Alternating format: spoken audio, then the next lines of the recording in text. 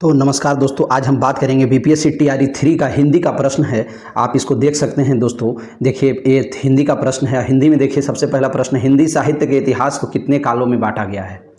ये ओरिजिनल प्रश्न है आपका, बीपीएससी टीआरई 3 हिंदी के लिए है। ये पूरा साहित्य और व्याकरण और गद्यांश तीनों है इसमें। तो हम अभी साहित्य का व्याकरण और साहित्य ये दोनों करेंगे। तो हिंदी साहित्य के इतिहास को कितने कालों में बांटा गया दोस्तों, इसका उत्तर जल्दी बताएंगे। तो देखिए, इसका सही उत्तर क्या होगा, आप लोग जल्दी से साथ में प्रैक्टिस भी करते चलिए, ऑप्शन का उत्तर भी देते चलिए। इसका अगर पीडीएफ आप चाहते हैं तो वीडियो देखने के बाद टेलीग्राम का लिंक डिस्क्रिप्शन में, इस वीडियो के डिस्क्रिप्शन में दिया हुआ है टेलीग्राम का लिंक, आप वहाँ से जुड़ करके देख सकते हैं। आप इसका उत्तर जल्दी से कमेंट बॉक्स में दें ताकि आपका भी प्रैक्टिस हो, आपको भी पता लगे। बहुत ईजी प्रश्न पूछा गया टीआरई 3 में। तो देखिए, इसका सही उत्तर होगा 4। हिंदी साहित्य के इतिहास को 4 भागों में बांटा गया, आदिकाल, भक्तिकाल, रीतिकाल और आधुनिक काल। समझ गए। देखिए कितना इजी प्रश्न है। कबीरदास का जन्म कब हुआ था दोस्तों, इसका सही उत्तर आप बताएंगे। बहुत ही आसान प्रश्न है। कबीरदास के बारे में देखिए, आपको क्या करना है, कबीरदास की जो भी लिखी हुई रचनाएं हैं और इनका जीवन के बारे में थोड़ा सा आप जान लीजिए, क्योंकि यहाँ से देखिए जन्म के बारे में अगर क्वेश्चन पूछा है, कबीरदास का जन्म कब हुआ था, तो 1398 में हुआ था। कबीरदास 120 साल जीवित रहे थे, ऐसा किताबों में लिखा हुआ है। तो 1398 में इनका जन्म हुआ और 1518 ईस्वी में इनका निधन हुआ है। तो कबीरदास का जो भी रचना है, साखी, शबद, रवैनी और कुछ कुछ दोहा, इनका जो महत्वपूर्ण है उसको याद रखिएगा, क्योंकि पूछा जाएगा। तो ये सब देखिए, टॉपिक को आप नोट कर लेंगे, कबीरदास बाद में दोबारा देखने में। विद्यापति की भाषा कहते हैं, आदिकाल के कवि हैं विद्यापति। आज जो कबीरदास हैं किस काल के कवि हैं, भक्ति काल के कवि हैं। भक्ति काल में भी संत काव्य धारा में कबीरदास आते हैं, पर विद्यापति जो हैं ये आदिकाल के कवि हैं और इनकी भाषा क्या है, मैथिली। मैथिली और अवहट, ये 2 भाषा में लिखते हैं अपने रचनाओं को। विद्यापति ये बिहार के ही रहने वाले हैं विद्यापति, तो इसलिए विद्यापति के बारे में थोड़ा सा पढ़ दीजिएगा। इनकी कुछ कुछ महत्वपूर्ण रचनाएँ हैं, कीर्तिलता, कीर्ति पताका। तो इस तरह से आप पढ़ लेंगे तो आपको फ़ायदा होगा, क्योंकि आपके एग्जाम में फिर से पूछा जा सकता है इससे इर्द गिर्द प्रश्न बना करके। तो 73 आप समझ गए।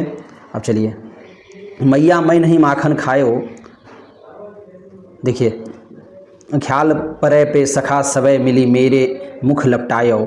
ये बताइए कि किसने लिखा है इस पंक्ति को। कृष्णदास, नंददास, सूरदास, उपयुक्त में से एक से अधिक, उपयुक्त में से कोई नहीं। देखिए, यहाँ जो एक ऑप्शन आता है, ऑप्शन डी और ऑप्शन ई, इससे तो दोस्तों आपको डरना ही नहीं है।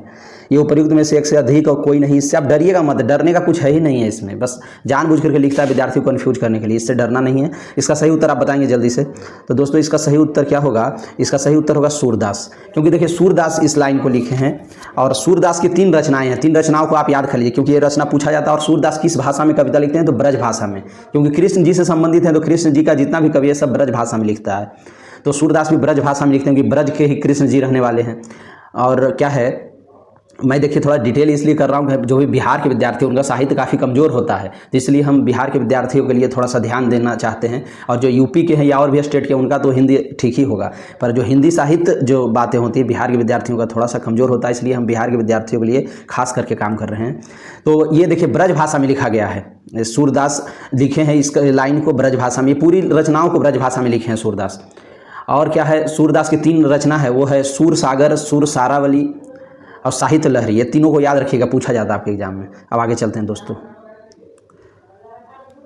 तुलसीदास रामचरितमानस में कितने कांड हैं। देखिए, तुलसीदास की रचना है। देखिए, सूरदास और तुलसीदास की जितनी भी रचनाएं हैं और इनका जीवन परिचय के बारे में आप ध्यान रखिएगा, क्योंकि यहाँ से सूरदास और तुलसीदास से तो प्रश्न पूछा ही जाता है। देख रहे आप खुद देख रहे हैं, ये प्रीवियस ईयर का प्रश्न है। तो तुलसीदास और भी टीआरई 3 का है। देखिए, टीआरई 3 में बताइए कितना इजी प्रश्न पूछा गया है। कितने कांड है रामचरितमानस में। रामचरितमानस में दोस्तों 7 कांड हैं। और कब लिखा गया रामचरितमानस, 1574 ईस्वी में। याद रखिएगा ये सब चीज़ों को आप। और रामचरितमानस किस भाषा में लिखा गया, तो अवधी में। तो ये सब चीज़ों को आप याद रखेंगे। तुलसीदास अवधी और ब्रज दोनों में कविताओं को लिखते थे, अवधी भाषा में भी, ब्रज भाषा में भी। अब ब्रज भाषा में इनकी रचना को आप कैसे याद रखेंगे, जिसमें बलि लगा रहेगा, इनकी रचनाओं में लास्ट में बलि लगा रहेगा, वो समझिएगा कि ब्रज में लिखा है। ब से बलि, ब से ब्रज, जैसे कवितावली, गीतावली। तो इस तरह की जो रचना है इनका किस में हो जाएगा, तो हो जाएगा बलि वाला रचना ब्रज भाषा में होगा तुलसीदास का। देखिए, हम ये सब बातों को आपको हम बताते जा रहे हैं साथ में, ताकि आपका एकदम तैयारी और बेहतर हो जाए। रीतिकाल के कवि नहीं है, बताइए इसमें रीतिकाल के कवि ने बताया था। रीतिकाल के कवि बताइए इसमें क्या होने, बिहारी, जायसी, घनानंद, उपयुक्त में से एक से अधिक, उपयुक्त में से कोई नहीं। तो रीतिकाल के कवि कौन नहीं है भाई, तो देखिए इसमें जायसी रीतिकाल के कवि नहीं है। जायसी सूफी भक्ति धारा के कवि हैं, भक्ति काल के कवि हैं, उसमें सूफी मार्ग के हैं, प्रेम मार्ग के कवि हैं जायसी, मलिक मोहम्मद जायसी। और बिहारी और घनानंद ये दोनों हैं रीतिकाल के कवि। ठीक है। आधुनिक काल का प्रारंभ किस सन से माना गया है, बताइए। ये बहुत कितना इजी प्रश्न आप देख रहे होंगे। थोड़ा सा भी अगर आपके पास साहित्य की समझ है तो आपको सारा प्रश्न इजी लग रहा होगा। और टीआरई 3 में जब लीजिए तो टीआरई 4 में थोड़ा सा इस बार लेवल बढ़ने की संभावना है, क्योंकि ऐसा न्यूज़पेपर में दिया गया है, बहुत बार मैं देखा हूँ। और इस वीडियो का अगर आपको थोड़ा भी अच्छा लग रहा हो तो अभी तुरंत लाइक कर दीजिए, अभी तुरंत लाइक कीजिए, देर न कीजिए भाई, क्योंकि बहुत मेहनत लगता है वीडियो बनाने में। और जो पढ़ाई वाला वीडियो में तो व्यू भी नहीं जाता है, फिर भी हम वीडियो बना रहे हैं आप लोगों के लिए। 1850 आधुनिक काल का प्रारंभ कब से माना गया है? तो 1850 ईस्वी से, याद रखिएगा। हम रुकते अगर हैं तो आपका कमेंट में आप ताकि उत्तर दे दीजिए ABC करके, आपका भी प्रैक्टिस हो, इसलिए हम रुक जाते हैं। द्विवेदी युग का नामकरण किसके नाम पर हुआ है बताइए? ये देखिए कितना ईजी प्रश्न है, थोड़ा सा साहित्य की समझ एकदम क्वेश्चन आप निकाल लेंगे, एकदम ईजी प्रश्न है। तो बताइए इसका सही उत्तर क्या होगा, जल्दी लिख दीजिए। आचार्य महावीर प्रसाद द्विवेदी। बहुत सारे लोग इसमें सोच रहे होंगे हजारी प्रसाद द्विवेदी होगा, हजारी प्रसाद द्विवेदी नहीं होता है, ये महावीर प्रसाद द्विवेदी के नामकरण पर हुआ था द्विवेदी युग स्टार्ट, ठीक है। 78 के बाद 79 में हम लोग चलते हैं। किस कवि को राष्ट्र कवि से संबोधित किया जाता है बताइए?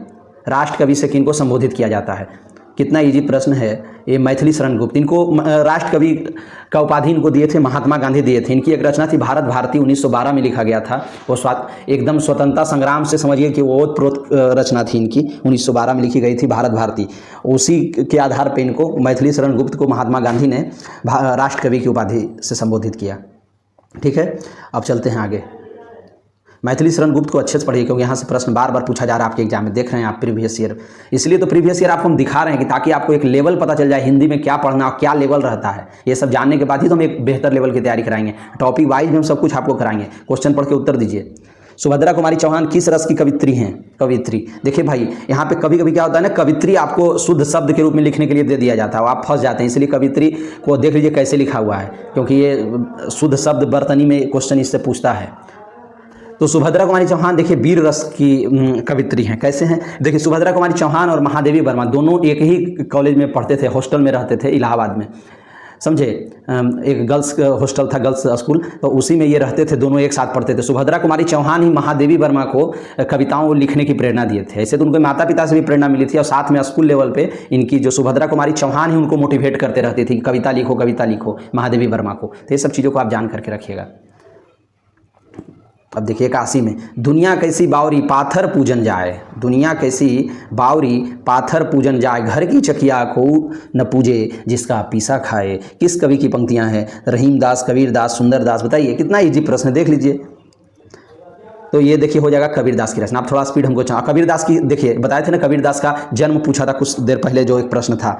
कबीर दास का जन्म कब हुआ था? 1398 ईस्वी में। तो देखिए कबीर दास का संबंधित जो भी चीज़ें हैं याद रखिए, कबीर दास आपके लिए बहुत इंपॉर्टेंट है। 81 के बाद 82 में आते हैं। गोदान किसका लिखा उपन्यास है?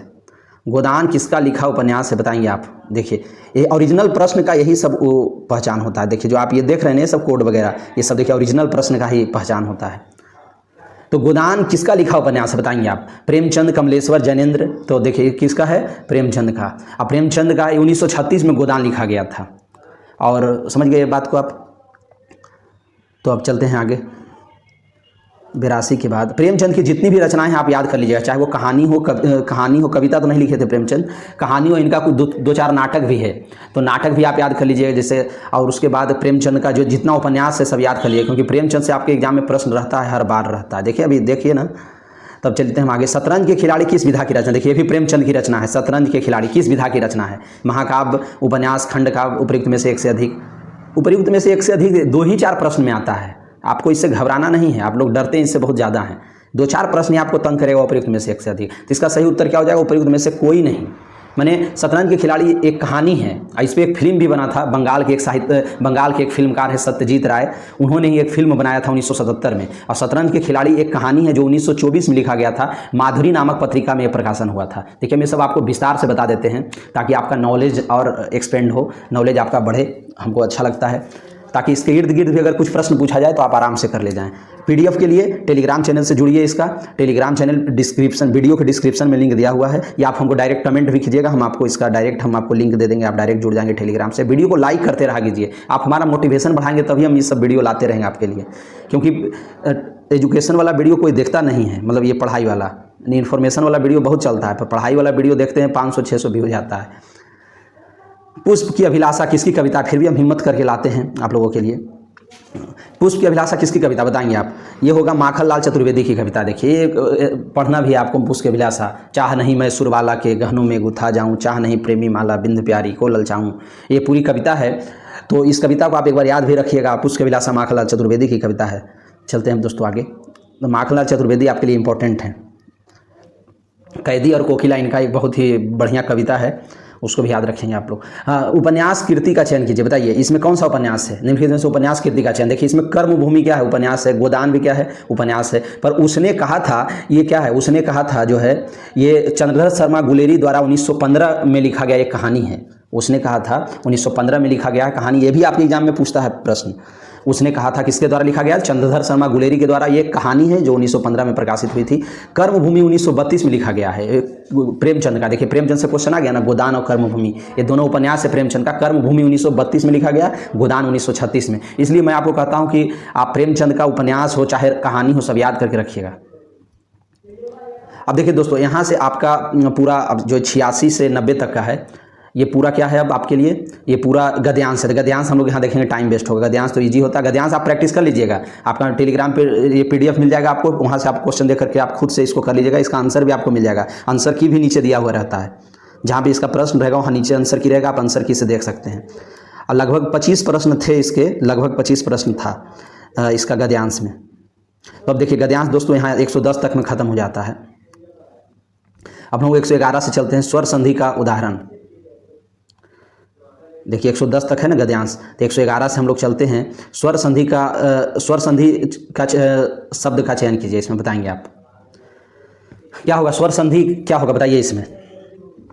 तो देखिए दोस्तों यहाँ पे स्वर संधि जो होगा ये परोपकार होगा, पर जोड़ उपकार, ये स्वर संधि का पहचान। इसलिए आप संधि देखिए अच्छे से पढ़िएगा, क्योंकि संधि से आपके एग्जाम में करीब 3 से 4 प्रश्न रहते हैं संधि से। तो संधि आप अच्छे से पढ़कर जाएं दोस्तों।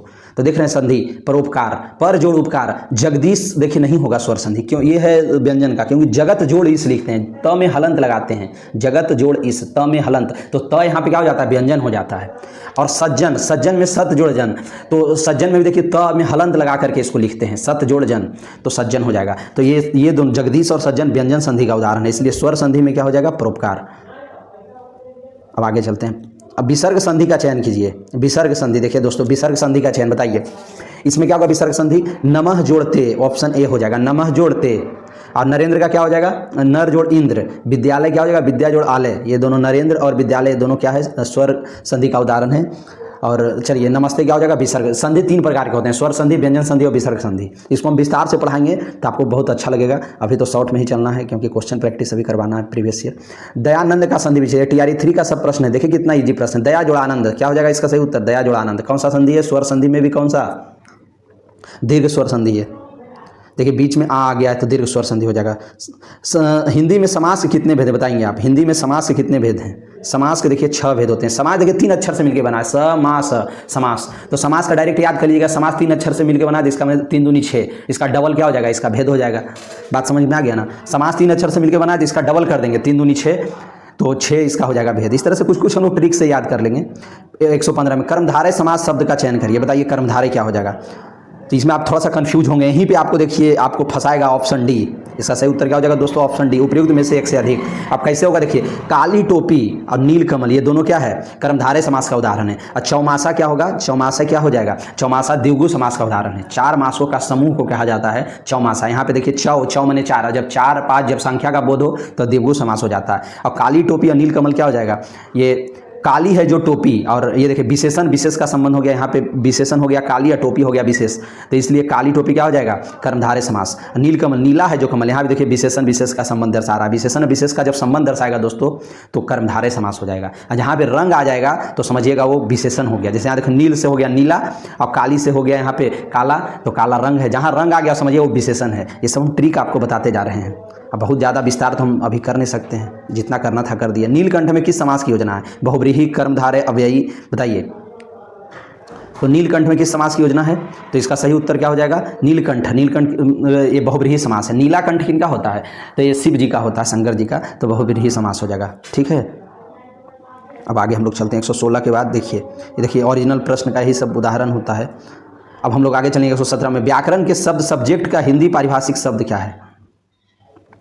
व्याकरण के जो शब्द हैं सब्जेक्ट, ये देखिए समझिएगा आप, फंसीना नहीं, ये सब में हड़बड़ में चलेंगे तो गलती हो जाएगी आपकी। सब्जेक्ट, इसका उत्तर जल्दी से लिख दीजिए। सब्जेक्ट का हिंदी पारिभाषिक शब्द क्या है? आपको किसी को लग जाएगा यहाँ पे विषय होगा, विषय, तो भाई विषय नहीं है, कह रहा व्याकरण के शब्द, व्याकरण में सब्जेक्ट का क्या अर्थ होता है? तो कर्ता होता है ना, पढ़ते आप लोग इंग्लिश में या हिंदी में भी कर्ता, तो सब्जेक्ट का अर्थ कर्ता होता है, ठीक है। इसका सही उत्तर क्या हो जाएगा? कर्ता, विषय नहीं होगा।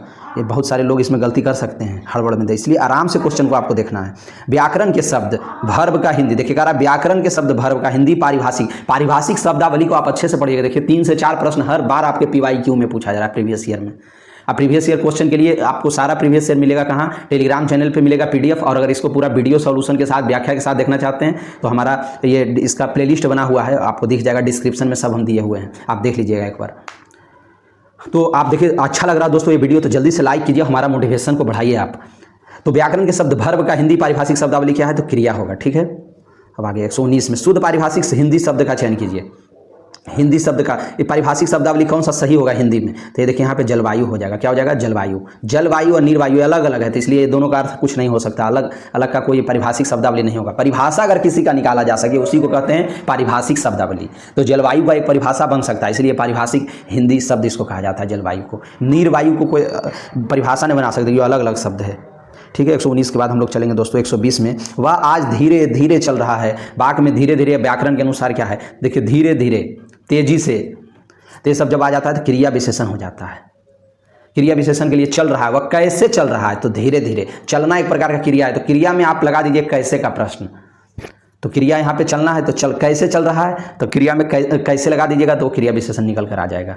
बात समझे? क्रिया की जो विशेषता बताती है उसको क्रिया विशेषण कहते हैं दोस्तों। पेड़ पर पक्षी चहचहा रहे हैं। वाक्य में पर, देखिए कारक भी आपको पढ़ना है, क्रिया विशेषण पढ़ना है, ये सब आप अच्छे से नोट करके रख लीजिए, ये सबको विस्तार से आप पढ़ लीजिएगा, तो एक भी क्वेश्चन आपका गलत नहीं हो। कितना ईजी प्रश्न है। वीडियो अच्छा लग रहा हो लाइक अभी तुरंत कर दीजिए अगर नहीं किए हैं तो, और चैनल को तो सब्सक्राइब करना ही करना है, सफलता जरूर मिलेगी अगर आप हमारे साथ जुड़े रहेंगे तो। पेड़ पर पक्षी चहचहा रहे हैं, पर यहाँ पे जो है ये देखिए कारक का पूरा चिन्ह आपको याद करना है, ये अधिकरण में हो जाएगा, अधिकरण में पर।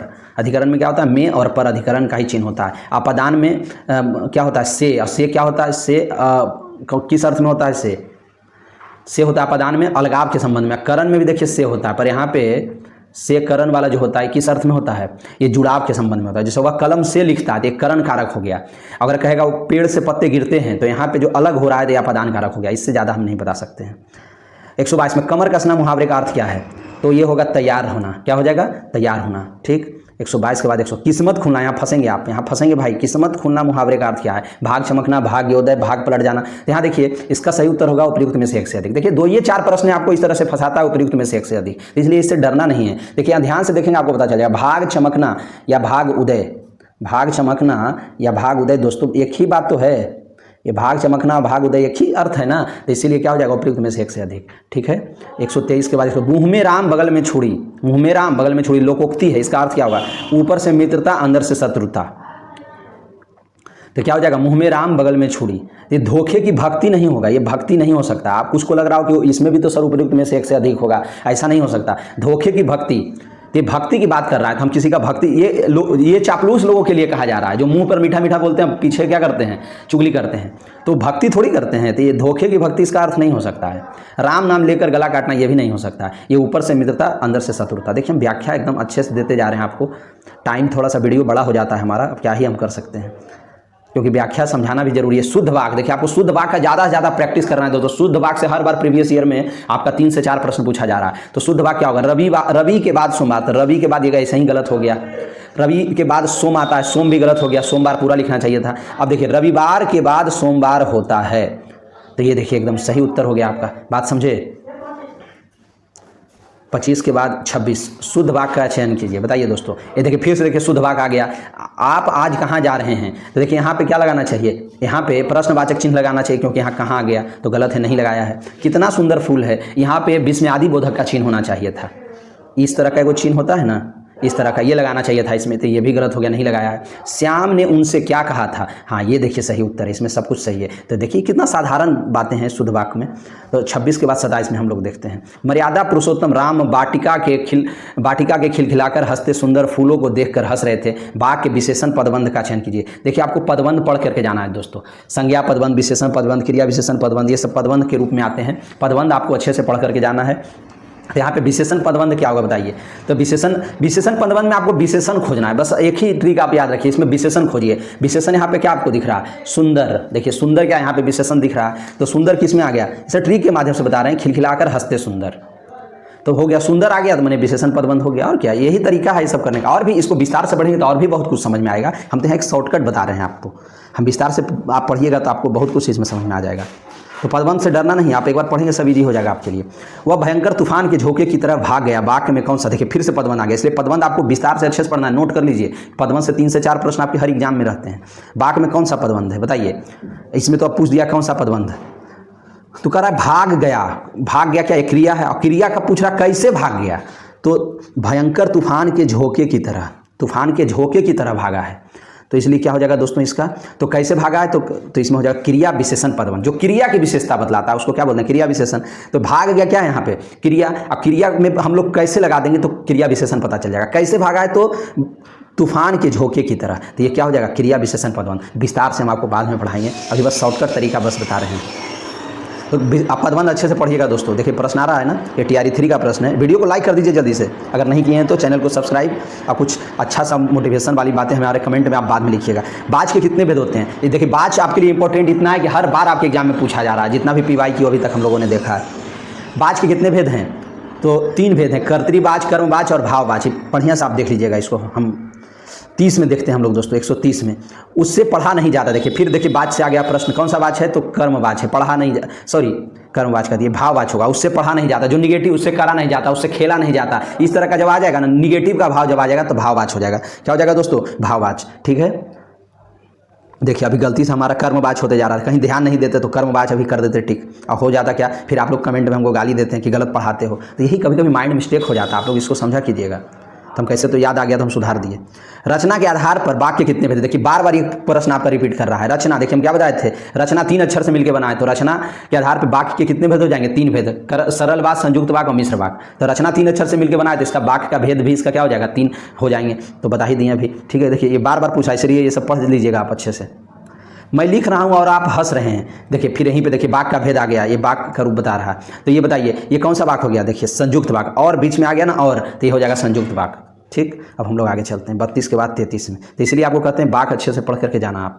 और अर्थ के आधार पे भी वाक्य भेद होते हैं, कितने, 8 होते हैं, अ से अर्थ, अ से 8। तो अर्थ के आधार पे वाक्य 8 भेद होते हैं, और रचना के आधार पे 3 भेद होते हैं वाक्य। मेघमय आसमान से उतर रही संध्या सुंदरी, परी सी धीरे धीरे, कौन सी शब्द शक्ति है बताइए, इसमें शब्द शक्ति पूछ रहा है दोस्तों। तो इसमें शब्द शक्ति हो जाएगा आपका लक्षणा। यहाँ पे ध्यान दीजिएगा, ये शब्द शक्ति थोड़ा सा टेढ़ा चीज़ है, इसको हम आपको विस्तार से बाद में बताएंगे, और यहाँ भी आपको किसी भी टीचर का आप देख सकते हैं। यहाँ पे थोड़ा सा लक्षण जैसा बताया जा रहा है, ये हम बाद में ही आपको बता पाएंगे विस्तार से, अभी समझ नहीं पाएंगे आप, टाइम भी हमारा वेस्ट होगा। उदित उदयगिरी मंच पर रघुबर बाल पतंग, बिकसे संत सरोज सब, हर्षे लोचन भृंग, किस अलंकार की योजना हुई है इसमें बताइए। तो इसमें देखिए दोस्तों रूपक अलंकार की योजना हुई है। किस अलंकार, तो रूपक अलंकार की, याद रखना है इसको आपको। 135 में पीपर पात, यहाँ देखिए गलत लिख दिया है, यहाँ होगा पीपर पात। पीपर पात सरिस मंडोला, किस अलंकार की योजना है। देखिए यहाँ सरिस जब लग गया ना, तो सरिस सम इस तरह का जब चीज़ें लग जाती है तो कौन सा अलंकार हो जाता है वो, बताइए जल्दी से। तो ये कौन सा अलंकार हो जाएगा, तो ये हो जाएगा उपमा अलंकार। सा से सी, सरिस सम इस तरह का जब लग जाता है तो उपमा अलंकार होता है, जो कि यहाँ नहीं दिया है, तो उपयुक्त में से कोई नहीं हो जाएगा। ठीक है, इसका अर्थ क्या होगा, पीपर के पत्ते के समान मन डोलता है। जैसे पीपर का पत्ता थोड़ा सा हवा आ जाता है तो देखते डोलता है ना, तो उसी तरह से हमारा मन भी पीपर के पत्ते के समान डोलता है। तो इसका अर्थ ये हुआ, ये हो जाएगा रूपक अलंकार, रूपक नहीं सॉरी उपमा अलंकार। यही सब कभी कभी होता है ना, हड़बड़ी में मिस्टेक हो जाता है। बच्चे सॉरी आप लोग इसका क्या करते हैं, कमेंट उल्टा पुल्टा करते हैं हमको कि पढ़ाने नहीं आता, आ जाता पढ़ाने। अति कटु बचन कहती कैकई, मानहूँ लोन जरे पर देई, बताइए कौन सा अलंकार है। कितना इजी है दोस्तों, मानहूँ अलंकार आप अच्छे से पढ़िएगा। 3 से 4 प्रश्न देखिए आपके अलंकार के हर बार पूछे जा रहे हैं प्रीवियस ईयर में। 136 में क्या हो जाएगा, मानहूँ जानहूँ जनहूँ मानहूँ, जो ज्यों त्यों ये सब जब आ जाएगा तो क्या हो जाएगा, उत्प्रेक्षा अलंकार। कितना ईजी है बताइए, TRE 3 का प्रश्न आप देख रहे हैं। 137 में हम लोग चलेंगे दोस्तों। या अनुरागी चित्त की गति समझे नहीं कोई, ज्यों ज्यों बूढ़े श्याम रंग त्यों त्यों उज्ज्वल हो। ये जो है ना, ज्यों ज्यों एक तरफ से क्या रहा है, ज्यों ज्यों बूढ़े श्याम रंग त्यों त्यों उज्ज्वल हो, ये विरोध कर रहा है। एक तरफ से चीज़ें क्या हो रहा है, घट रहा है, एक तरफ का चीज़ें बढ़ रहा है। ज्यों ज्यों बूढ़े श्याम रंग, जैसे जैसे काला रंग क्या हो रहा है, समाप्त हो रहा है, वैसे वैसे ज्यों ज्यों त्यों त्यों उज्ज्वल हो त्यों त्यों उज्ज्वल हो रहा है। तो देख रहे हैं एक तरफ का बढ़ना एक तरफ का घटना, जब इस तरह की बातें आ जाए तो विरोधाभास अलंकार हो जाएगा। ठीक है दोस्तों, अर्थालंकार की परिभाषा है बताइए 138 में। तो इसका सही उत्तर क्या हो जाएगा? अर्थालंकार की परिभाषा। देखिए इसको आप थोड़ा सा समझिएगा, अर्थालंकार किसको होगा? जिसमें अर्थगत चमत्कार होता है। तो आप हड़बड़ी नहीं कर दीजिएगा, गलत हो जाएगा फिर ऐसे में आपका, यहीं पे थोड़ा सा आपको सावधानी बरतना है। तो अर्थालंकार की जब आप परिभाषा पढ़ेंगे तो उसमें दो चीज लिखा रहेगा, अर्थगत चमत्कार होता है, उसमें भाव पक्ष की प्रधानता होती है, दोनों होती है जब इसका परिभाषा आप पढ़ेंगे तो इसका सही उत्तर क्या हो जाएगा? उपयुक्त में से एक से अधिक। यहीं पे देखिए आपको संभलना था, यहीं पे संभलना है आपको, ठीक है। 138 का छंद की परिभाषा का स्वरूप क्या है? इसमें भी देखिए आपको फंसेंगे, इसलिए ध्यान से आप चलेंगे। छंद की परिभाषा क्या होती है? छंद कितने प्रकार के होते हैं? दो प्रकार के, एक वार्णिक छंद और मात्रिक छंद। तो वर्णों की योजना छंद है और मात्रा की योजना भी छंद है। तो दोनों छंद होता है, दो प्रकार का, एक वर्ण और मात्रा दोनों होते हैं, इसलिए हम लोग को दोनों पे ध्यान देना है। तो इसमें क्या हो जाएगा? उपयुक्त में से एक से अधिक। कितना इजी प्रश्न है, थोड़ा सा दिमाग लगाना, अगर आप सही कर ले जाएंगे। और नहीं तो आप क्या कर देंगे, बस एक को आप आगे शुरू का देखेंगे और हड़बड़ में टिक मार के गलत करके चले जाएंगे। इसलिए पूरा ऑप्शन पढ़ के जाना है आपको, आपके पास काफ़ी टाइम रहता है एग्जाम में। हाँ चलिए, 2.5 घंटे का आपका एग्जाम होता है, आप ध्यान रखिएगा, आपके पास काफ़ी टाइम है, 2.5 घंटा। 2.5 घंटा में कितना क्वेश्चन? लगभग 150 प्रश्न आपका सही करना होता है। तो 150 प्रश्न 150 मिनट है। हिंदी में तो टाइम उतना लगता भी नहीं है।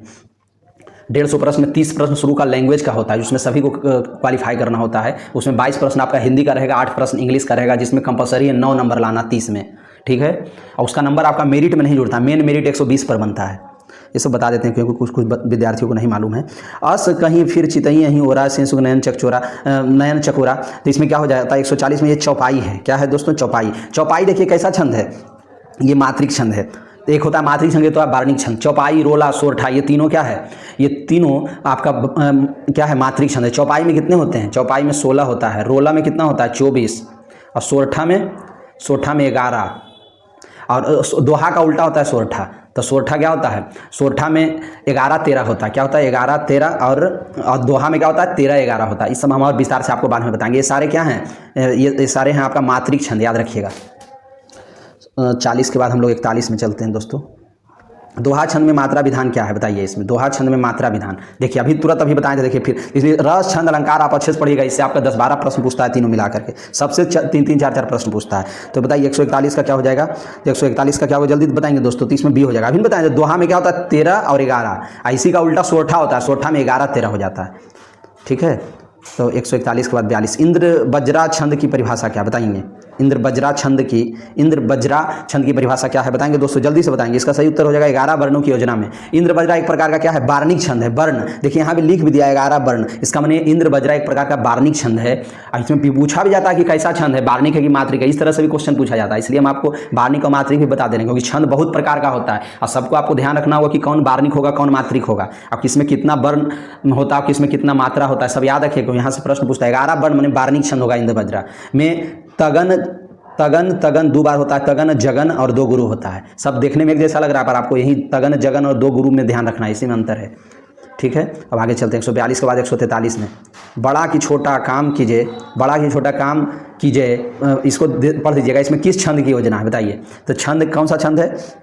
तो इसमें वार्णिक छंद है। कैसा छंद है? वार्णिक छंद है। और इसमें क्या हो जाएगा? उपेंद्र बज्रा। इसमें भी क्या होता है? 11 होते हैं। उपेंद्र बज्रा भी क्या एक प्रकार का वार्णिक छंद है, इसमें भी 11 वर्ण होता है, ठीक है। और देखिए यहीं पे मालिनी है। मालिनी में 15 वर्ण होता है। तीनों क्या? इंद्र बज्रा, उपेंद्र बज्रा और मालिनी तीनों वार्णिक छंद है।